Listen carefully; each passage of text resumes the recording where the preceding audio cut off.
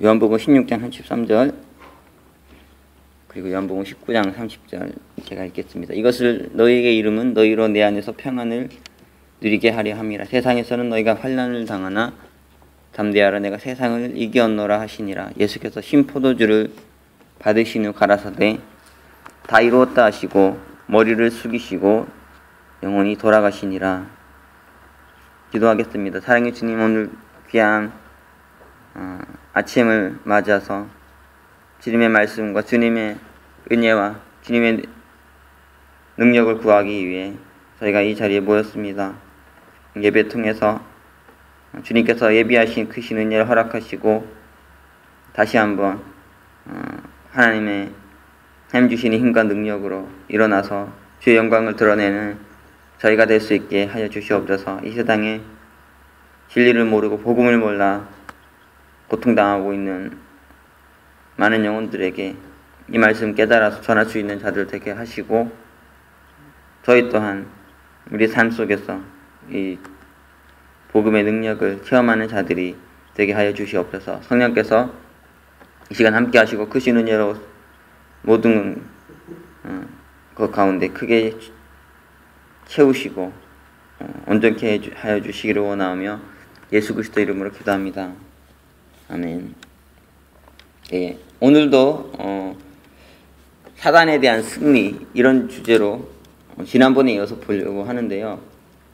예수님 복음이라는 것의 어원적인 의미를 설명하는데 지금 계속 초점을 두고 있습니다. 이 승전보라고 그랬죠. 복음이란 말 자체는 승전보인데 무엇을 이겼는가 거기에 대해서 지금 보고 있어요. 첫 번째 우리가 보았던 거는 신앙의 승리, 하나님을 향한 신앙의 승리였다. 믿음과 소망과 사랑의 승리였다는 것, 이거 보았죠. 그리고 두 번째는 이것이 사단에 대한 승리였다. 죄와 사망의 권세에 대한 승리였다. 이것을 지금 지난번에 한번 보았고 계속 보려고 합니다. 영적인 전쟁에서의 승리라 그랬습니다. 우리 신앙에서 늘 영적 전쟁을 하잖아요. 눈에 보이지 않지만 우리의 마음 안에서, 우리의 영혼 안에서 치열하게 일어나는 전쟁이 있어요. 사단과의 전쟁이죠. 여기에서 죄와 사망과의 전쟁이에요. 우리가 여기서 승리해야 되는데 예수님은 이것에서 승리하신 분이죠. 그래서 예수님이 공생 시작하실 때부터 먼저 세 번의 시험을 받으셨고 거기서 승리하셔가지고 마귀는 떠나갔다고 되어 있습니다.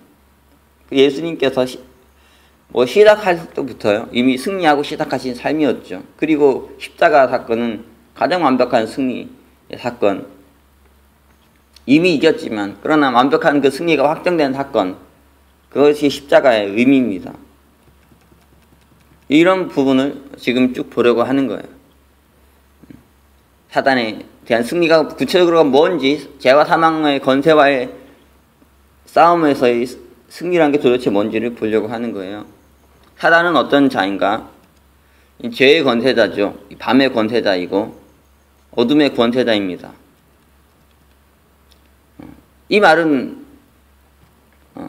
그 한 가지 면에서 참 두려움이죠. 권세를 가지고 있다는 면에서 두려움이지만 또 다른 면에서 보면은 그는 아무에게나 권세를 부릴 수 있는 게 아니라는 거예요. 그는 오직 죄를 지은 자에게만, 밤과 어둠에 속한 자에게만 권세를 부릴 수 있는 거죠. 그런데 예수님께서는 죄를 범하지 않으셨으니까요. 어둠에 거하지 않으셨잖아요. 밤에 거하지 않으시니까 사단이 어떤 권세도 드러낼 수 없는 거예요. 어떤 영향력도 발휘하지 못하는 것이죠. 더 나아가서 어둠은 어떻습니까? 빛이 임하면 흔적도 없이 사라져요. 이처럼 어둠의 권세자 사단은 빛 대신 예수님에 의해서 축출될 수밖에 없는 거죠. 또 우리가 빛의 아들들이라면 이 어둠의 권세 사탄은 그냥 물러가는 거예요. 따라서 우리가 이 사단의 권세, 이 사탄의 역사, 사탄의 이 영향력, 여기에서 벗어나려면 어떻게 해야 되겠습니까? 그것을 축출하려면 어떻게 해야 되냐면 이 사탄과 맞서서 치열하게 싸우는 게 아니에요. 사탄 앞에서 사탄과 이렇게 막 싸우는 것이지만 본질적으로 보면 그게 아니라는 거죠. 하나님과의 거룩한 싸움을 하나님과의 거룩한 씨름, 신앙의 이 싸움을 해야 되는 거예요. 그래서 사탄이 아니라 하나님 앞에 올바로 서야 되죠. 그래서 우리가 빛의 아들들이 되면 우리가 예수님 같은 이 예수님처럼 이 빛과 나 가운데 거하게 되면은 어둠은 저절로 물러가게 된다는 거예요. 그러니까 우리가 하나님 앞에 참된 신앙으로 서기 위해서 제일 몸부림쳐야 되는 거죠. 그래서 낮과 빛 가운데 의와 생명 가운데 거하려고 하면 돼요. 그러면 사단과 이게 치열하게 싸우는 게 아니고 이 싸움이 우리에게 더 중요한 거죠. 그러면 저절로 사단과는 싸워서 이길 수 있는 거예요. 사탄과 격전을 벌여가지고 승리하려 하기보다 하나님의 구원과 치유와 회복의 은혜를 힘입어서 우리가 일어나서 빛을 발하면은 얼마든지 우리가 승리하는 삶을 살 수 있다는 거예요. 사탄을 승리할 수 있다는 거죠. 또 우리가 승리하려면 어떻게 해야 되냐면 예수님과 철저하게 연합해야 되죠. 승리자 예수님과 승리자 그리스도와 연합해야 된다는 거예요. 그분과 믿음과 소망과 사랑 안에서 연합해야 되죠. 로마서 7장 24절 25절 보면 사도 바울이 이렇게 말합니다. 오호라 나는 공고한 사람이로다. 이 사망의 몸에서 누가 나를 건져내랴. 나는 공고한 사람이라. 여기서 공고하라는 건 영어로 wretched라고 되어 있는데 파선하는 배입니다. 바다의 한가운데서 파선해서 물에 빠지는 이 절망적인 상황, 어찌할 수 없는 상황. 인간의 이 몸이란 게 이렇다는 거죠. 그래서 사망의 몸이라 그럽니다. 이 몸에서 누가 나를 건져내랴. 이 침몰하는 배와 같은 무리끼락하게 물에 빠져들고 이제 아무것도 하지 못하는 이 몸, 이 비참함 인간의 실존, 이 몸, 이걸 말하고 있는 거죠. 인간이 이렇다는 거예요. 죄 짓고 싶지 않지만 사단의 유혹에 넘어가고 싶지 않지만 끊임없이 넘어가서 무기력하게 무너지고 패배하고 뭐 이렇게 되는 거 아니겠습니까? 사도 바울이 그렇게 표현하는 거예요. 자기의 실존을, 인간의 실존을, 연약한 실존, 부족한 모습을 이렇게 표현했습니다. 그런데 그 이어서 뭐라 그러냐면 우리도 예수 그리스도를 말미암아 하나님께 감사하리로다 이렇게 말합니다. 이렇게 우리의 몸은 비참하지만 우리는 너무 부족하고 연약하지만 우리 너무나 공고한 자이지만 하나님께 감사한다는 거예요. 왜 감사하냐면 예수 그리스도로 말미암아서. 이게 정말 중요하죠. 예수 그리스도로 말미암아서 우리에게 이김을 주신 하나님께 감사한다. 이것이 사도 바울의 고백이에요. 이 고린도전서 15장 57절 보면 또 동일한 말씀이 있습니다. 우리도 예수 그리스도로 말미암아 우리에게 이김을 주시는 하나님께 감사하노니 예수님으로 말미암아 우리가 이길 수 있다는 거예요. 우리가 예수님과 연합하면 예수님 안에 거하면 in Christ라 그러는데요. 중요한 신학적인 개념입니다. 그리스도 안에 in Christ. 그러면 우리가 승리할 수 있다는 거, 우리가 이길 수 있다는 거죠. 우리가 그러니까 이 밤과 어둠, 죄의 권세, 사단의 권세에 맞서 승리할 수 있는 비결이 뭐냐? 첫 번째는 사탄과 싸우는 게 아니고 사탄하고 치열하게 싸우는 게 아니라 하나님 앞에 바로 서야 된다는 거예요. 그래서 우리가 신앙 안에서 올바로 세워지게 되면 낮과 빛 가운데 거하고 의와 생명 가운데 거하게 되면 저절로 어둠은 물러가는 거죠. 우리가 일어나서 빛만 바라면 되는 거예요. 그렇기 때문에 하나님 능력과 하나님의 은혜에 힘입어서 일어나서 빛을 바라면 이 사탄은 그냥 이기는 거죠. 사탄과 싸우는 게 아니라는 거죠. 또 우리가 예수님과 철저하게 연합해야 된다는 거예요. 우리에게 승리를 주시는 우리가 이 사단을 이기게 하시는 이 예수님과 연합할 때 우리가 승리하는 삶을 살 수 있습니다. 그러니까 이것이 참 신앙에서 중요한 것이죠. 사탄이 무서운 존재지만 이 죄와 사망의 권세라는 게 무서운 거지만 사실 보면 아무것도 아닌데 그러나 우리가 또 이것을 이기는 게 좀 어렵잖아요. 또 그것이 실제적으로 우리 삶에 다가오면 참 힘든 것도 사실이에요. 그러나 또 그럼에도 분명히 알아야 되는 건 이거 별로 어렵지 않은 싸움이라는 거예요. 이거 별로 이기는 게 어렵지 않은, 너무너무 어려운 거지만 우리가 예수님과 잘 연합하기만 하면, 또 우리가 낮과 빛 가운데 거하기만 하면, 의와 생명 가운데 거하기만 하면 이거 뭐 별로 어렵지 않은 싸움이에요. 그러니까 우리가 늘 열심히 이 싸움을 해야 되죠. 여러분이 지금 아침에도 막 저보다 더 훌륭하게 예배 드리시려고 아침에 늦게 깨워서 나오려고 하시고 보면 너무 감동적인 것 같아요. 놀라운 여러분 안에 모습이 있는 것을 보고 참 제가 감동을 받는데, 그러니까요. 우리가 이렇게 낮 가운데 거하려고 하면, 빛 가운데 거하려고 하면, 의와 생명 가운데 거하려고 하면 이 어둠의 권세가 별로 힘을 발휘 못해요. 죄의 권세가, 사단의 권세가. 여러분이 날마다 더 이런 낮과 빛 가운데 거하는 그런 자들이 되시기 바라고, 또 예수님과 연합해서 그분과 철저하게 하나 돼서 승리할 수 있기를 원해요. 그런데 오늘 또 우리가 또 깊이 보려고 하는 바는, 우리가 이렇게 쉽게 이길 수 있는 것 같지만 또 우리 이런 말이 있죠. 지피지기면 백전백승이라고. 이 밤과 어둠, 이 사단의 권세, 이것이 정확하게 무엇인지 우리가 정확하게 알아야 보다 쉽게 이길 수 있어요. 밤과 어둠이 의미한 바가 뭐냐? 로마서 13장 12절부터 14절 보면 바울이 이것을 아주 잘 표현하고 있습니다. 로마서 13장 12절부터 14절 제가 한번 읽겠습니다. 바울은 이렇게 말하고 있어요. 밤이 깊고 낮이 가까웠으니 그러므로 우리가 어두움의 일을 벗고 빛의 갑옷을 입자. 낮에와 같이 단정히 행하고 방탕과 술 취하지 말며 음란과 호색하지 말며 쟁투와 시기하지 말고 오직 주 예수 그리스도로 옷 입고 정욕을 위하여 육신의 일을 도모하지 말라. 여기에서 사도 바울은 이 밤의 문화, 어둠의 문화를 6가지로 지적하고 있어요. 방탕, 술 취함, 음란, 호색, 쟁투, 시기, 이렇게죠. 이거 하나하나 이거 오늘부터 내일까지 볼 겁니다. 먼저 방탕이란 말은 헬라어로 코모이스라는 말이에요. 원래는 경기에서 이긴 사람을 수행하는 친구들의 무리, 축제 행렬 이런 걸 뜻하는 단어였습니다. 그런데 이후에 흥청거림, 술자리란 뜻으로 바뀌었어요. 이것은 경기가 끝난 후에 무리들이 승리자의 승리를 축하하면서 흥에 겨워서 춤을 추고 웃고 떠들고 그를 찬양하는 노래를 부르고 술을 마시는 등 이 광란에 빠져서 흥청망청 거리는 분위기가 있었기 때문이죠. 이 말은 또 술의 신인 바카스, 여러분 잘 아시죠? 바카스. 그게 이 술의 신의 이름이었어요. 헬라 쪽에서. 근데 그것이 외국 사람들은 잘 모르겠지만 한국인들은 압니다. 바카스. 그겁니다. 이 바카스 신봉자들의 무리를 의미하기도 했는데, 술의 신 바카스의 신봉자들의 무리, 이것이 코모이스라는 말의 뜻이었다는 거예요. 이 당시 헬라 문화권에서는 이 바카스 등 축제일에 밤늦게까지 요란스러운 행렬을 벌이면서 술을 마시고 신들을 찬양하고 웃고 떠들고 흥청망청거리는 풍습이 있었대요.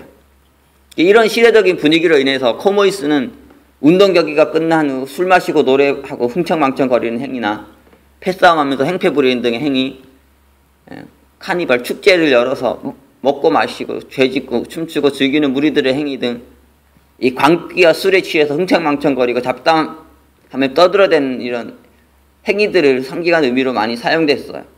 무분별하고 전혀 통제가 되지 않을 정도로 자제력을 상실하는 활락, 방종이라 할 정도의 연락을 지칭하는 언어이기도 했고요.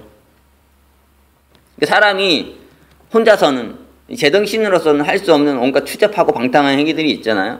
일탈의 행위들이 있죠.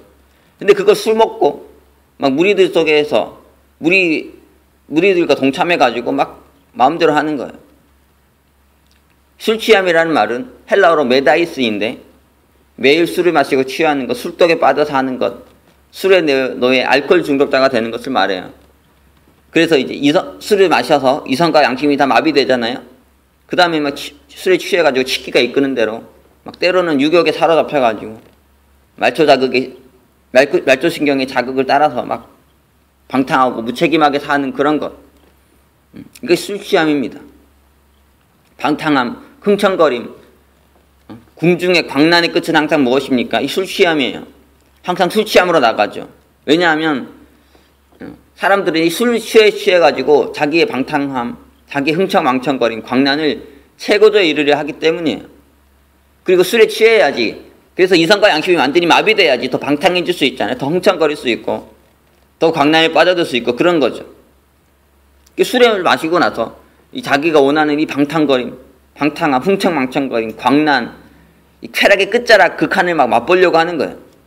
그래서 더 술 취하려고 하고 술 취해서 현실로부터 자기로부터 완전하게 이탈해서 철저하게 이탈해서 막 이상한 온갖 죄악들을 행하는 거죠. 술 취함이라는 게 참 중요한 거예요. 죄 짓는 사람들한테. 일탈을 원하고 방탕을 원하는 사람들한테 이 술 취함이 정말 중요하다. 그거 통해서 이성과 양심 마비시켜도 끝까지 간다는 거예요. 결국 방탕함은 술 취함을 낳고 술 취함은 더 사람을 방탕하게 만들죠. 이렇게 두 개가 단짝 같은 거예요. 그래서 같이 묶어놨습니다. 방탕함은 무엇입니까? 무리들 외에 숨어가지고 비겁하게 죄 짓는 거죠. 막 자기 혼자서 못 짓는데 무리들이 막 축제 벌이면서 운동 경기하고 막 축제에서 막 광란에 막 그런 걸 막 하면은 자기도 그 뒤에 숨어가지고 막 그런 짓을 한다는 거예요. 술 취함이란 건 뭡니까? 방탕하면 무리 뒤에서 하는 거라면 술 취함은 뭡니까? 술 뒤에 숨어가지고 하는 비겁한 죄죠. 자기 양심과 이성으로 정확하게 못하니까 술 마셔가지고요. 술 뒤에 숨어가지고 막 온갖 죄를 범하는 거예요. 평소에는 아주 평범하고 얌전하게 행동하던 사람들이 다수의 사람들이 모여서 벌이는 축제와 행렬에 참여해가지고 군중의 광기에 사로잡히면 어떻게 됩니까? 완전히 사람이 달라지죠. 죄가 심각하게 느껴지지 않아요. 다른 사람들도 다 하는데 다 죄 짓고 사는데 다 저렇게 하는데 나는 뭐 다른가 내가 그 문제 하면서 죄책감도 무뎌져가지고 이상한 짓을 하잖아요. 다수의 사람들이 죄를 지으니까요. 그 분위기에 동참해가지고 죄 짓는 거죠. 죄에 대해 무뎌지고 무감각해지고 쉽게 자제력이 잃어서 흥청망청거리고 소리 지르고 노래하고 심지어 패싸움까지 벌이고 이게 인간의 모습이 아닙니까? 여기에 술까지 마시게 되면 이 상황이 더 심각해지죠. 술 마시면 눈에 뵈는 게 없습니다. 이성도 마비되고 양심도 마비되니까 멍멍이가 하는 그런 짓들을 하는 인간이 되는 거죠. 술 마시는 거 참 문제죠. 술 마시면 이거 끝까지 가는 겁니다. 세상은 어떻습니까? 술을 권해요. 술을 싫어하는 사람들도 있는데 술 마시고 싶지 않은 사람들도 있는데 끝까지 술장을 주면서 술을 권합니다. 술 마시자. 나와서 술 먹자. 오늘 뭐 있니? 특별한 일 없어 나와서 술 마시자. 늘 그것이 세상의 일이 아닙니까? 술을 계속 권하니까 안 마실 수 없고요. 그래서 술을 그렇게 한 잔 받고 주거니 받거니 하다 다 술에 취하는 거예요. 이렇게 술에 취하면 어떻습니까? 이성과 양심이 마비가 되고 저거 정말 사람이 할 수 있는 행동인가? 제정신을 할 수 있는가? 이런 일들을 한다는 거예요. 상상도 못할 그런 일들이 술 마시면 되잖아요. 그렇죠? 오늘날에도 보면 운동 경기나 축제 등에서 똑같은 현상들이 드러나요. 오늘날 온 세계에서 거의 매일마다 각종 프로 운동 경기가 벌어지잖아요. 운동 경기가 나쁩니까? 그렇지는 않아요. 그런데 경기가 맞춰진 후에 광란이 일어난다는 거죠. 경기장 주변이 인파로 홍수를 이루고 시끌벅적거리고 흥청망청거리면 이 밤의 문화가 만들어져가지고 운동 경기가 밤에 일어나니까요. 특히 올림픽이나 월드컵, 국가대항전 이런 것 일어나면은 길거리 응원하고 술집 응원하고 그래가지고 열정적인 단체원들이 이루어지죠. 그러면서 군중을 광란으로 몰아간다는 거예요. 이거 정말 심각해요. 이 운동 경기 잘 없었으면 좋겠다는 생각이 들 정도로 사람들이 조그만 월드컵 있다 그러면 올림픽 있다 그러면 사람들이 모여들어가지고 온갖 그런 많은 행위들을 해내죠. 그리고 전 세계 도처에서 열리는 각종 축제들 정말 심각하죠. 이 축제라는 게 말 그대로 음란의 그 자체여가지고 더 말하기도 싫습니다. 하여튼 이 광란의 사람들을 빠뜨려가지고 사람들이 추잡한 많은 죄를 범하죠. 혼자 있으면 못할 그런 것들이 궁중에 섞여가지고 무리에 섞여가지고 하다 보니까요. 도를 넘어가는 거예요. 사람들은 무리에 섞여가지고 술에 취해가지고 흥청망청거리고 소리 지르고 패싸움하고 이렇게 살아가지 않습니까? 이게 로마 시대만의 얘기가 아니고 오늘날도 이런 거죠. 특히 이 술 취함이 문제인데 이 밤문화의 핵심은 뭐냐? 이 타락한 술 문화가 자리 잡고 있죠. 사람들이 왜 술을 마십니까? 즐기기 위해서예요. 현재의 기분을 더 고도시키려고 술을 마시죠. 또 세상이 술을 권하니까 술을 마시기도 하고 현실이 고통스럽고 괴로우니까 거기에서 벗어나기 위해서 술을 마셔요. 뭐 이런저런 이유로 그러니까 끝없이 술을 마시는 거죠. 사람들 보면은 대부분 술 안 마시면은 깊이 대화도 못하고 교제도 못해요. 세상의 사람 딱 그렇습니다. 맨정신으로는 서로 교제하면서 대화하는 이런 법을 잘 몰라요, 많은 사람들이. 그래서 술 먹고 약간 지기가 돈 후에야 막 대화하고 그렇지 않습니까? 그런데 이 잘못된 술 문화가 초래하는 많은 심각한 문제가 있어요. 한국 사람들 특히 보면 막 심심하면 술 마시고 자신의 주량 과시하면서 뭐 자기는 수십 병을 마실 수 있다 그러면서 막 코가 삐뚤어질 때까지 필름 끊길 때까지 막 마시려고 그러죠.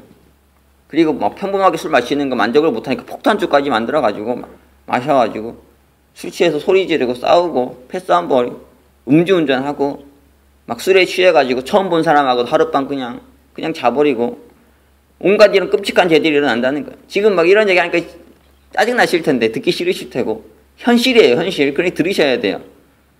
술 때문에 실수하고 술 때문에 사고치고 술 때문에 망한 사람들이 너무너무 많죠. 그러면서도 뭐라 그러냐면 저 사람 술만 안 먹으면 참 괜찮고 좋은 사람인데 술만 먹으면 저렇게 된다고, 저렇게 멍멍이처럼 된다고 막 이렇게 말하지 않습니까? 술을 안 먹어야 되는데 말이죠. 그게 본질이고 핵심인데 자꾸 뭐라면 술 사람 자체는 괜찮다는, 사람 자체는 좋은데 술 먹어서 좀 저렇네. 사람 자체가 좋은 게 어디 있습니까? 이 세상에 나쁜 사람 하나도 없어요. 술 먹지 말아야지.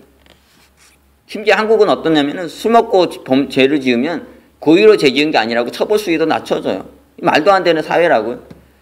어떻게든 술을 못 마시게 해야 되는데 술 먹고 네 제정신이 아니고 혼돈된 상태에서 좀 범죄를 했으니까 그것을 강하게 벌할 수 없다고 해가지고 낮춰주니까 웬만하면 술 먹고 죄 짓지 않겠습니까? 심각하죠. 술을 자꾸 마시게 만들어요, 사람들은. 한국은 이 밤문화가 특히 너무 발전해 있죠. 미국만 해도 참 좋은 게 좋은 건지 모르겠지만 너무 치안이 안 좋다 보니까 밤에 못 돌아다니는 사람들이 별로 안 돌아다니잖아요. 근데 한국은 밤만 되면 사람들이 더 활기차지죠. 막 마음껏 밤문화 즐겨요. 밤에 더 막 낮보다 더 밝아지고 사람들이 더 막 돌아다니면서 술 마시고 하면서 온갖 죄 짓죠. 특히 대학가만 봐도 이 진리의 전당이어야 되는데 한국의 대학가는 어떻습니까? 이 각종 유흥시설하고 술집이 다 몰려 있어요. 그 지역에서 가장 타락한 곳이 어디냐? 이 대학가죠. 젊은 수많은 청년들이 진리를 찾고 하나님 구하고 이렇게 살아가는 게 아니고 밤늦게까지 막 새벽까지 술 취해가지고 방탕함이 취해가지고 이리 비틀 저리 비틀하는 게 대학가죠. 회사에도 보면 어떻습니까? 회식한다고 하면 식사하고 뭐 교제하고 하나님의 은혜를 나누고 뭐 말씀 나누고 이런 분위기가 아니잖아요. 꼭 술 마시고 막 2차 3차까지 가면서 온갖 죄 짓고 이게 난리입니다. 이런 모습들이 심각하죠. 밤이 깊어지면 깊어질수록 더 휘황찬란해지고 이 환락의 거리, 방탕의 거리, 이 퇴폐의 거리, 이 한국의 모습이죠. 지금 최근에는 어떤 유명 가수가 나와가지고 이 한국의 술문화, 밤문화, 이 타락하고 방탕한 문화 노래를 만들고 뮤직비디오까지 찍어가지고 전 세계 홍보하더라고요. 뭘 자랑하게 있다고 이런 거 홍보하는지 한심해야죠, 한심해. 강남스타일이라는 것도 그거 한국을 많이 알리는 데 도움이 되긴 했지만 참 부끄러운 일이에요. 사실 그런 게 홍보된다는 거는 그게 뭐 한국 스타일입니까? 한국 스타일이 그런가 봐요. 또 슬프죠. 한국이 세계에서 이렇게 알려진다는 게 참 비극적인 것 같아요. 어쨌든 이 방탕함과 술 취함이라는 것, 이거 인간을 비정상적으로 만들고 무절제하게 만들어서 과도하게 유격을 추구하게 만들죠. 식욕과 성욕과 막 이런 육적 쾌락을 막 과도하게 필요 이상으로 취하게 만들죠. 그러면서 탐욕의 옷이에요. 탐욕의 옷. 인간이 탐욕스러우니까 이 방탕함과 술 취함에 빠져드는 거죠. 많은 사람들이 이 옷을 입고 이 탐욕의 옷을 입고 방탕과 술 취함의 옷을 입고 밤에 어둠 속에서 온갖 죄 범하고 살아가고 있어요. 사람이 이 방탕과 술 취함에 빠져들면은 사회가 그렇게 되면 이 타락으로 나아가죠. 이 수레바퀴 같이 우리를 멸망으로, 타락으로 쭉 끌고 가요. 그래서 이 병들어 망하는 거죠. 방탕한 생활, 이 술 취하는 생활, 이 생활은 쾌락주의의 삶이죠. 쾌락적으로 사는 거예요. 베드로의 사도는 베드로전서 5장 8절에서 근신하고 깨어서 살라 그랬는데, 근신하고 깨어있으라 했는데 오늘 세상은 그렇지 않아요. 깨어있기 싫어요. 깨어있기 싫어가지고 어떻게 하든 취하고 싶고, 어떻게 하든 방탕하게 살고 싶고, 어떻게 하든 쾌락에 사로잡혀가지고 마음대로 살다가 죽어도 좋아 그러면서 막 그렇게 살다가 그냥 죽는 거죠. 이런 자들은 두루 다니며 산필자를 찾는 사자와 같은 마귀에게 잡아먹힐 수밖에 없는 거예요. 이 말씀 정리하겠습니다. 그럼 우리는 어떻게 살아야 됩니까? 그리스도인들은 어떻게 살아야 돼요? 우리는 축제도 버리지 말아야 됩니까? 우리는 운동 경기도 하지 말아야 돼요. 승리에 취하지도 말아야 돼요. 우리는 조용하게 이렇게 살아야 됩니까? 인생에 낙도 없이 말이야, 쾌락도 없이 말이야, 아무것도 없이 이렇게 그냥 밍숭밍숭하게 살다 죽어야 됩니까? 그게 아니에요. 그리스도인들은 어때야 됩니까? 그리스도인들은 운동 경기의 승리나 막 축제 등으로 인해서 기뻐하고 방탕하고 술 취해서 살아가는 이 사람들하고 다르게 그리스도의 승리에 취해야죠. 그리스도의 승리에, 믿음과 소망과 사랑의 승리에 취해야죠. 십자가의 승리에 취해야죠. 여기에 기뻐하고, 여기에 즐기고, 여기에 흥분하고, 여기에서 막 승리 찬가를 높이 부르고 말해요. 여기 성령에 취해서, 세술에 취해서 살아야 되죠. 예수님에 취해야 되고, 성령에 취해야 되고, 십자가에 취해야 되고, 거기에 취해서 살아야 되는데 쓸데없는 거에 취해서 사니까 어떤 사람은 고독에 취해서 살고요, 어떤 우울함에 취해서 살고. 왜 그런 거에 취해서 삽니까? 왜 거기에 빠져들어가지고 거기에서 헤어나지도 못하고 정신 못 차리고 거기 허덕이냐고요. 예수에 안 취하면, 성령에 안 취하면, 하나님의 말씀과 은혜에 안 취하면 거기다 취해가지고 그렇게 살게 된다는 거예요. 우리가 인생에 왜 기쁨이 없습니까? 우리 인생에 왜 찬가가 없어요? 우리 인생에 왜 축제가 없습니까? 우리는 넘쳐요. 넘쳐. 그리스도인들은 더 할 수 있죠. 우리가 거기 안 취하면은 이 세상에 이렇게 분위기에 취해가지고, 거짓된 거 취해가지고 그렇게 살다가 그냥 죽는 거예요. 우리는 어떻게 살아야 됩니까? 예수의 승리에 취해야 돼요. 예수의 십자가를 묵상하고, 거기에서 흘러나는 성령의 충만함을 덧입고, 새술을 마시면서 이렇게 살아야 되는 거 아니겠습니까? 그렇게 살면은 방탕과 술 취함이, 밤과 어둠의 문화들이, 쓸데없는 것에 취해서 쓸데없는 방탕하게 살아가는 이런 것들이 다 사라진다는 거예요. 성경에서 타락한 세상은 물로, 성령은 기름으로 비유되지 않습니까? 물과 기름은 섞일 수 없어요. 그런 것처럼 성령의 충만함 받으면 우리가 타락한 세상과 섞일 수 없죠. 하나 될 수 없는 거예요. 오히려 우리 안에 죄를 미워하고 싫어하는 마음, 방탕한 거 싫어하고 술 취하는 거 싫어하고 이런 마음이 생겨나죠. 그러니 우리가 늘 성령 충만함을 받아야 돼요. 날마다 새술 먹고 새술에 취해, 성령에 취해 살아야 된다는 거예요. 세상의 축제, 거짓된 축제와 운동 경기의 승리에 빠져들지 말고 예수의 승리에 빠지세요. 예수의 축제에 빠지시고, 성령의 축제에 빠지시고, 말씀과 은혜의 축제에 빠지시고, 여기 이렇게 흠칫하게 살면 인생이 멋있는데 세상 거꾸로 가고 있다는 거죠.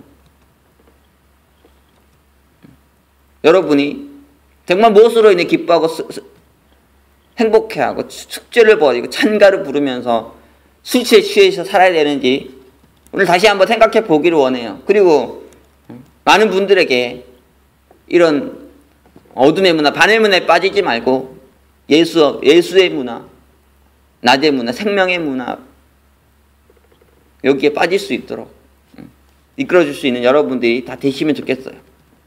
바울이 지적하는 두 번째 밤의 문화는 무엇입니까? 음란과 호색의 문화도 방탕한 성문화예요. 이 음란과 호색의 옷은 이 정욕의 옷이죠. 이 정욕이에요. 여기에 이 옷을 입고 온통 끔찍한 방탕한 성문화를 만들어내는 것이 밤의 문화라는 거죠. 방탕함과 술 취함, 이것은 항상 어디로 갑니까? 음란과 호색으로 가요. 방탕한 성문화로 가죠. 바울의 시대에 로마 제국 어땠습니까? 이 오락과 음란으로 심각하게 타락한 세상이었어요. 성적 타락이 끔찍할 정도. 폼페이의 유적이라는 여러분 아시죠? 화산재에 도시 전체가 묻혔다가 발굴된 곳인데 여기 보면은 당시 로마의 모습이 고스란히 살아있어요. 얼마나 당시가 성적으로 타락했는지 눈으로 똑똑하게 볼 수 있는 끔찍한 이런 성적 타락의 사회가 이 로마였는데, 여러분이 아시는 것처럼 당시 로마에는 엄청난 수의 노예들이 있었어요. 이 노예들은 어떻습니까? 주인들의 소유였죠. 주인이 마음대로 할 수 있는 거예요. 죽일 수도 있습니다. 그러니까 뭐 성적 도구 삼는 거는 아무것도 아니죠. 여자의 노예들은 남자 주인의 성적인 도구였고요, 남자의 노예들은 여자 주인의 성적인 도구였어요. 이거 뭐 끔찍한 얘기인데, 그러니까 뭐 마음대로 막 이 노예들을 성적인 도구로 사용하면서 즐기는 그런 시대였다고 합니다. 뿐만 아니라 이 당시가 얼마나 타락했냐면, 왕비를 비롯한 많은 귀부인들이 음란마귀에 사로잡혀가지고 향락 즐기려고 기생이나 창녀로 직접 등록해가서 막 뭐 이상한 짓들을 벌였다고 해요. 뭐 사회 상류층이라고 하는데도 똑같다는 것이죠. 신전에도 창기들이 있어가지고 신의 이름으로 광란에 이 난교를 벌인 거죠. 뭐 하여튼 말하기도 싫습니다. 이렇게 남자와 여자가 마음껏 죄짓다가 아이를 낳으면은 광장에다 내다 버렸어요. 매일 엄청나게 많은 아이들이 광장에 버려지고, 그러면은 이제 사창가의 포주들이 이 아이를 데려가가지고 창녀로 기른 후에 창녀로 해서 또 성적 타락을 하게 만들고, 막 이렇게 창녀가 된 사람 중에는 자기 아버지와 성적 관계를 맺는데도 그것도 모를 정도로 뭐 이런 끔찍한 총체적인 혼돈과 도덕적 아노미 상태가 로마의 모습이었어. 근데 오늘날은 어떻습니까? 오늘날 성적 타락이 너무 심각하잖아요. 사회 도처에 음란이 연변같이 창궐에 있어요. 막 온통 음란하다고, 제정신인 사람이 없어요. 막 음란한 그 자체예요. 문학과 미술, 음악, 영화, 연극, 이런 모든 예술과 문화 분야가 음란의 영에 완벽하게 장악되어 있잖아요. 보면은 사람들이 막 음란하게 만들려고 노리는 것 같아요. 방송과 신문, 인터넷, 스마트 미디어, 이런 미디어도 다 음란의 명에 완벽하게 장악돼가지고 눈을 어디다 둬야 될지 몰라요. 애들하고 같이 TV도 보기 힘들고 인터넷도 마음 놓고 사용하기 힘든 시대잖아요. 이 음란의 덫에 걸려서 많은 사람들이 죽어가고 있죠. 병들어 있어요. 이 음란의 문화, 이 밤의 문화, 이 방탕한 성문화 바로 잡아야 되는데, 안 그러면 망할 수밖에 없는데 지금 이 심각하죠, 우리 사회가. 로마서 13장에서 이 음란이라는 단어가 사도 바울이 썼는데 헬라어로는 코이타이스예요. 침대, 성결하는 뜻의 코이테라는 말의 복수입니다. 그러니까요, 얼마나 단수로 쓰지 않고 복수로 썼다는 것은 아주 성적으로 타락했다는 거죠. 너무너무 문란했다는 거예요. 불법적으로 난잡하게 성적 욕심을 채우려고 뭐 온갖 성적인 죄들을 범한 거죠. 침대에서 말이에요. 호색은 게이 아이스라는 말인데, 억제가 불가능한 애요. 색을 탐하는 마음과 행위, 불경건한 언행과 심사, 이런 걸 의미합니다. 말 그대로 이 음탕함이에요. 몸만이 아니고 마음과 생각과 말까지 온통 성적으로 돼 있는 거죠. 그래가지고 이 음란이란 말이 실제적인 어떤 성적인 행위를 말하는 거라면, 실제로 벌이는 음란한 방탕한 행위를 말하면, 호색이란 말, 아셀게이아이스라는 말은 음탕하다는 사람이 음탕해가지고 몸만 그렇게 하는 것이 넘어가지고 몸과 마음과 생각과 말과 모두 머리부터 발끝까지 성적으로 꽉 차 있는 거예요. 이게 결국 음란하고 호색하다는 건 뭡니까? 완전히 음란 마귀가 된 거예요. 이게 뭐 머리부터 발끝까지, 속부터 겉까지 온통 음란함에 빠져서 눈은 성욕으로 불타 시뻘겋게 돼 있고, 온몸의 감각이 조금만 건드려도 터질 것처럼 성적으로 후끈 달아올라 있는 그런 상태죠. 삶의 목적과 초점이 뭐냐? 오직 성행위에 향해 있어요. 남녀 관계도 뭐냐면 오직 성행위, 거기에만 초점이 있습니다. 진짜 그렇죠. 다른 건 다 부차적이고요. 결국에는 다 성행위가 목적으로 관계가 이루어져요. 남자들이 특히 이게 심각하죠. 남자들이 여자를 사귀는 목적이 뭐냐? 결국 이겁니다. 성행위 하려고. 여자 꼬셔가지고 그 성적으로 하룻밤 보내려고요. 여기에만 요거 골머리가 돼 있지 여자를 사랑하는 게 아니고요. 성행인을 사랑하는 거예요. 여인을 정말 위에 목숨을 바치는 게 아니고 성행에 목숨을 바치는 거라고. 솔직히 세석의 남자들, 타락한 남자들은 이 짐승의 짐승. 머릿속에 온통 성행에밖에 없어 생각이. 제 말에 하나도 안 지장십니다. 진짜예요. 이거 과도할 정도로 지나칠 정도로 병적일 정도로 여기 집착한다고. 여자와 하룻밤 같이 자려고요. 습관과 방법을 안 가려요. 그리고 이거 충족이 안 되면은 막 미칩니다. 이 모든 게요 다 성적으로 다 연결돼 있어요. 언어도 보면은 뭐 먹고 싶다, 만지고 싶다, 자고 싶다 이런 말들이 다 성적으로 연결돼 가지고 뭐 TV 보면 뭐 음란한 언어들 얼마나 많이 쓰는지 아시죠? 딱 보면은 아유 정말 언어들이 거룩한 언어들이 다 성적으로만 연결돼서 다 그런 은유적인 언어들로 다 사용된다고. 남녀가 서로를 성적 대상으로만 여긴다는 게 다 비극적이죠. 하나의 인격으로 봐야 되는데 인격이 아니라 오직 성적 관계 대상으로만 여겨지면 이게 비극인 거예요. 비극. 사람의 전체를 보면서 사람의 존재를 보면서 사람을 만나고 사귀는 게 아니고 그 관심이 어디가 있습니까? 입술과 가슴과 이런 특정 부위에만 가 있다고. 초점이 가 있고 속이 아닌 겉에만 가 있고요. 지금 제 표현이 아주 자극적인데요. 목사가 이런 말 써도 됩니까? 지금 그 정도 생각이 들 정도로 진짜 고통스럽죠. 듣기도 싫을 거예요. 그런데 이게 세상 사람 다 쓰는 언어들이고 세상 사람들이 다 추구하는 것들이고요. 다 사실이잖아요. 끔찍해요. 근데 문제는 뭡니까? 이 음란과 호색의 옷은 정말 벗기가 힘들어요. 여기 빠지면 헤어나오기 힘듭니다. 아가서 기자는 그래서 뭐라고 했냐면 사랑은 죽음같이 강하다. 아가서 8장 6절입니다. 사랑은 죽음같이 강하다고 했어요. 자기를 죽음으로 몰아가는데도 여기서 못 태어난다는 거예요. 빠져들면은 못 태어납니다. 잠언서 기자는 이걸 잠언서 7장에서 아주 잘 표현했어요. 잠언서 7장 7절부터 한번 쭉 보면 여러분들 알아서 그냥 쭉 보십시오. 10절부터 23절까지 부분적으로 제가 인용하면서 읽겠습니다. 어리석은 자 중에 소년 중에 한 지혜 없는 자를 보았노라. 그가 거리를 지나 음료의 골목 모퉁이로 가까이 하여 그 집으로 들어가는데 이렇게 가면 안 되죠. 그런데 가까이에서 지나갔다는 거예요. 가까이 지나가면서 집으로 가려고.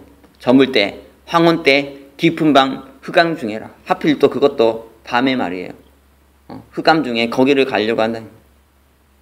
그때 기생의 옷을 입은 간교한 계집이 그를 맞으니 그 계집이 부끄러움을 모르는 말을 하는데 내 침상에는 하문녀와 애굽의 문체에 있는 이불을 폈고 몰약과 침향과 계피를 뿌렸노라. 오라 우리가 아침까지 흡족하게 사랑하며 사랑으로 희락하자. 여러가지 고운 말로 혹하게 하며 입술에 호리는 말로 꾀임으로 소년이 곧 그를 따랐으니 여자가 같이 하룻밤 자자고 꼬이니까 얼마나 좋습니까? 소년으로서는 꾀이는 거예요. 따라가는 거예요. 따라갔으니 저가 푸주러 가는 것 같고 미련한 자가 벌을 받으려고 쇠사슬에 매이러 가는 것과 일반이라. 필경은 살이 그 간을 뚫기까지 이를 것이라. 새가 빨리 그물로 들어가되 그 생명을 잃어버릴 줄을 알지 못한가 일반이니라. 이렇게 꿰이면은 화살이 이 창이 간까지 깨뚫어 버린다는 거예요. 팍 깨뚫어가지고 죽이는 건데 그걸 모르고 그렇게 유혹에 넘어간다는 거죠. 그 죽을 거 알면서도 이렇게 빠져든다는 거예요. 이렇게 죽는데 24절부터 26절 결론적으로 이렇게 말합니다. 아들들아 나를 듣고 내 입의 말에 주의하라. 내 마음이 음료의 길로 치우치지 말며 그 길에 미혹지 말지어다. 대저 그가 많은 사람을 상하여 엎드러지게 하였나니 그에게 죽은 자가 허다하니라. 죽은 자가 허다하다는 거예요. 많은 사람을 상하게 엎드러지게 하고 대표적으로 구약의 삼손이 음녀에게 빠져들었다 망한 인생이 아니겠습니까? 삼손만이 그렇습니까? 많은 자들이 여기 빠져서 망했어요. 다윗도 그렇고 여기 빠져가지고 그 인생의 말년이 그 인생의 이유가 힘들어졌잖아요. 그리고 그 제국이 망하고 이 비극적인 역사가 열리는데 그 죄가 큰 역할을 미쳤죠. 죽어요. 음란에 빠지면 죽습니다. 많은 사람이 상하게 하고 엎드러지게 하고 죽은 자가 허다해요. 그런데도 이걸 모르고 빠져든다는 거죠. 알면서도 빠져들어요. 못 태어나요. 그만큼 강하다는 거죠. 이 음란의 영이라는 게, 이 음란막이라는 게 셉니다. 빠져들면은 죽을 각오 하셔야 돼요. 그러니까 아예 빠져들 생각하면 안 된다고. 꽃 중에 호박꽃이 있죠. 호박꽃은 꽃이 정말 커요. 그리고 꽃술도 많고 달콤한 꿀도 많이 있죠. 그래서 벌이 꿀을 먹으려고 호박에 정말 많이 날아들어요. 그리고 호박꽃 속으로 들어가서 정신없이 막 꿀을 빨아먹습니다. 그런데 호박꽃은 어떤 꽃이냐면 해가 뜨면 꽃잎을 활짝 폈다가 해가 지면 꽃잎을 닫아버리는 꽃이에요. 그런데 어떤 벌은 이것도 모르고 정신없이 꿀만 빨아먹고 있는 거야. 이제 해가 져가지고 꽃잎이 다물어지고 있는데 그것도 모르고 막 꿀만 막 빨아먹고 있는 거죠. 그래서 다음날 되면 햇빛이 다시 비서 호박잎이 쭉 벌어져요. 그 벌어지면 그 안에 벌이 있는데 죽어 있습니다. 그러니까 달콤한 꿀 빨아먹다가 자기 죽는 것도 모르고 꿀에 빠져가지고 막 꿀만 먹고 있는 거예요. 그러다가 그냥 죽는 거죠. 이런 것처럼 오늘날도 많은 사람들이 자기가 죽어가고 있는 것도 모르고 깊이 음란과 호색에 빠져 있어요. 병들어 있다고. 여기 깊이 중독되어 있죠. 한국에 이 죽어도 좋아라는 제목의 이 노년의 성을 그린 영화가 만들어졌는데 죽어도 좋다는 거예요. 그냥 죽어도 좋아. 성을 위해서, 육신의 쾌락과 만족을 위해서 내 목숨이 잃어도 좋아. 마지막으로 한번 즐기고 죽을래. 마지막으로 한번 마음껏 즐기고 죽을 거야. 이런 제목이잖아요. 이 정도로 성적 쾌락이 무서운 거예요. 여기 빠져들면은 절제하기 어렵고 헤어나기도 어려워요. 죽는 것밖에 없습니다. 나이가 들수록 사람이 어떻습니까? 정력이 사라지죠. 근데 요즘은 사람들이 나이가 들어도 이런 말하면 심하지만 이 발정난 개처럼 말이에요. 정력을 주체하지 못해요. 늙어가지고도 좀 고상하고 멋있게 살아야 되는데 이 정력이 허덕이면서 너 나가서 정력이 약해지니까 이거 키우려고 막 비아그라 같은 거 먹고 뭐 뱀 잡아먹고요. 정력이 좋다고 하면 씨가 말라요. 막 다 먹고 말이에요. 이 정도로 이렇게 끔찍하죠. 이 음란이라는 게. 여기에 빠진 자들은 구원하고 치유하고 회복시키기 정말 어려워요. 지금 사실 그리스도인들 중에서도 예수 믿고 구원받은 자들 중에서도 여기서 못 태어나는 자들이 너무 많잖아요. 너무너무 힘들어요. 예수 믿는다 하면서 목회자라고 하면서도 빠져있고 말이에요. 또 그거 보고 또 그 짓 하고 있고 이 정도로 무서운 거예요. 그러니까 빠져들었다면 진짜 큰 위기인 거죠. 죽는다고 봐야 돼요. 그 끝은 죽음입니다. 그거 어떻게 해야 됩니까? 그냥 죽어야 됩니까? 그렇지 않아요. 우리가 더 큰 능력을, 하나님의 은혜를 구해야 되죠. 성령의 능력을 구해야 되고요. 그래서 더 강렬한 하나님의 사랑을 체험해야 돼요. 이거밖에 길이 없습니다. 하나님의 사랑을 체험 못하면, 그 강렬한 사랑을 맛보지 못하면요, 이렇게 빠져들어요. 세상에 사랑 구걸하다가 음란과 호색의 영에 빠져드는 거죠. 그리고 부모로부터 이 깊은 사랑을 못 받은 사람들은 부모에게 받지 못한 사랑 세상의 사람들에게 받으려고 하다가 다 망합니다. 이렇게 망가져요. 그러니까 여러분 부모라면 자녀에게 사랑을 많이 주셔야 돼요. 그래야지 세상 사랑에 넘어가지 않나요. 또 더 나아가서 여러분이 하나님의 사랑을 맛봐야 되고 이 사랑을 맛보게 해야 됩니다. 이것밖에 없어요. 이걸 맛보면 사람이란 게 너무 정직해요. 사람이 너무 정직해가지고 너무 정확하다고요. 그래서 어떠냐면은 사람이 배가 부르면 못 먹어요. 저는 밥을 아주 많이 먹는 사람이 아닙니다. 양이 작아요. 그래가지고 뭐 조금만 먹으면은 배가 불러져가지고 먹고 나면은 그 다음부터는 밥을 먹기가 힘들어집니다. 밥을 못 먹어요. 어떤 사람은 막 그래도 먹는 사람이 있던데 저는 이제 딱 양이 채워지면 더 이상 못 먹겠더라고요. 그럴 것처럼 하나님의 사랑이 우리 안에 딱 충만해지고 충족되면요 세상의 사랑이 들어올 곳이 없다고 이렇게 못 들어와요. 그런데 하나님의 사랑이라는 게 비워지면은 그 사랑에 대신해서 다른 사랑이 들어오는 거죠. 막 들어와가지고 그걸 채우려고 막 하게 되는 거예요. 유일하게 우리가 이 음란의 영, 이 어둠의 영에서 벗어나려면 어떻게 되냐면 하나님의 사랑에 충만해. 예수의 십자가, 예수의 보혈, 그 사랑에 우리가 충만해져 젖어져야 됩니다. 거기에 깊이 빠져들고 우리가 거기에서 영혼의 기쁨을 누리고 만족을 누리고 충만함을 누리면은 세상의 사랑이 물러가요. 이 거짓되고 악한 사랑이 다 물러가고 어둠과 밤의 권세가 다 사라집니다. 우리는 어떤 자들이 돼야 됩니까? 음란과 호색의 반문화, 이 방탕한 성문화를 쫓아내야 돼요. 그래서 여기에서 승리하는 자들이 되어야 됩니다. 사랑은 거룩하고 아름다운 것이죠. 이 사랑을 온 세상에 드러낼 수 있는, 예수님과 같은 그 사랑을 온 세상에 보여줄 수 있는 그러한 저와 여러분이 되기 바랍니다. 한국에 한 밀양이라는 영화가 있는데, 밀양이라는 영화예요. 거기 보면서 저는 참 부끄럽더라고요. 거기서 한 여인이 자기 아들을 잃었어요. 잃어가지고 고통 가운데 있다가 신앙으로 하나님께 돌아오게 됐는데, 그 아들을 유괴해서 죽인 그 사람 용서하러 갔다가 충격을 받았어요. 이 뻔뻔한 이 사람 너무 뻔뻔하게 나와가지고 너무 충격을 받고 정신이 돌아버렸어요. 그래가지고 어떠냐면 교회의 장로를 유혹해가지고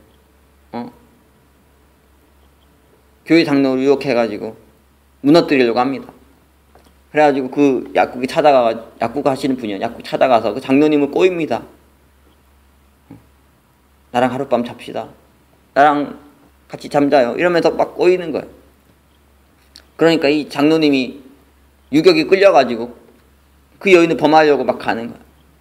그래서 막 여인을 범하는데 이 여인이 하나님을 저주합니다. 이 장로가 이렇다고, 네 하나님의 사람이라는 인간이 이렇다고 하면서 저주를 퍼붓고, 근데 보는데 너무 마음이 아팠어요. 나도 저런 인간인데, 나도 누군가 날 저렇게 유혹하면 나도 저짓 할 수 있을 텐데, 그 여인이 그렇게 할 때, 그런 이상한 행동을 보일 때, 정말 우리가 하나님의 사람이라면 장로고 집사고 목사고 그렇다면 어떻겠습니까? 저 여인이 그 아들 잃어가지고, 제 신앙이 저렇게 위기가 와가지고, 삶이 저렇게 위기가 와가지고 저런 비정상적인 행동을 하는구나. 그 영혼의 상처를 보고 아픔이 보이고 그것을 치유하고 회복시키려고 해야 되는데, 여인이 꼬이니까 거기에만 초점이 가가지고 유격에 빠져가지고요, 성적으로 범하려고 하는 거예요. 그래가지고 그 여인이 상처를 치유하고 회복시키는 게 아니고 그 여인에게 그래, 이게 예수 믿는 사람 아니냐, 이게 인간 아니냐, 이 모습 보여주는 참 안타까운 모습. 그 영화 보면서 너무 마음이 아팠어요. 남자로서. 그 성에 빠져들면요, 일부분만 남성의 어떤 부분만 바라보면 이런 일이 일어납니다. 영혼을 봐야 되는데, 상처를 봐야 되는데 못 보니까 음란에 빠져가지고 막 그것만 보다가 이렇게 망하게 되는 거죠. 결국은 많은 사람들이 실망하게 되는 거고요. 우리는 참 사랑을 알고 그 사랑을 많은 자들에게 전할 수 있는 그런 자들이 되기 원합니다. 오늘 말씀이 상당히 어두운 주제였는데요, 반문화가 이렇습니다. 어둠의 문화가 이렇고 사단의 문화가 이래요. 내일 한 번 더 볼 겁니다. 여러분 고통당할 생각하시고 준비하시고 아침을 은혜롭게 시작해야 되는데 기분 나쁘게 시작하지만 세상을 알아야 됩니다.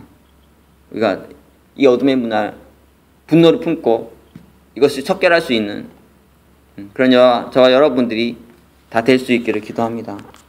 그러면 기도하고 마치겠습니다. 사랑해 주님, 오늘 우리가 어둠의 문화, 밤의 문화, 이 슬픈 비극적인 문화를 함께 보았습니다. 방탕함과 술 취함에 빠져서, 음란과 호색에 빠져서 허우적거리고 있는 이 어두운 시대, 이 밤의 시대, 저희들이 낮의 아들들이 되게 해주시고 빛의 아들들이 되게 해주셔서 이 어둠을 이기는 자들 되게 하시고 밤이 물러가게 하는 자들이 되게 하여 주시옵소서. 이 땅에 참된 그리스도의 사랑을 전하고 성령에 취하는, 성령의 새 시대를 열어내는 그런 인생들 다 되게 하여 주시옵소서.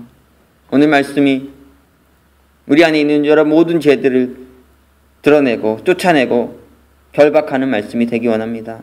이 말씀을 더 깊이 묵상하게 도와주시고 우리 안에 있는 모든 어둠을 주님의 사랑으로 주님의 빛으로 물러가게 하는 저희 되게 하여 주시옵소서. 귀한 말씀 주셔서 감사드리며 예수 그리스도의 이름으로 기도합니다. 아멘.